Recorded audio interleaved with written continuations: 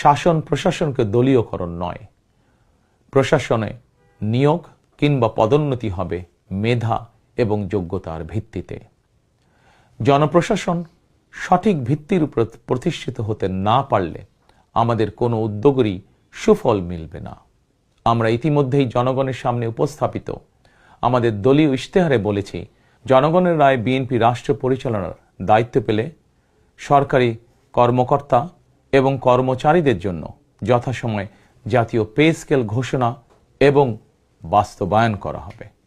প্রিয় দেশবাসী, বিশ্বের বিভিন্ন দেশে প্রায় 1.5 কোটি প্রবাসী বাংলাদেশির বসবাস। প্রবাসীরা অনেকেই বাংলাদেশে তাদের প্রিয় পরিবার পরিজন ছেড়ে বিশ্বের বিভিন্ন দেশে বসবাস করেন। বৈদেশিক আয়ের ক্ষেত্রে বাংলাদেশে গার্মেন্টস সেক্টরের পরই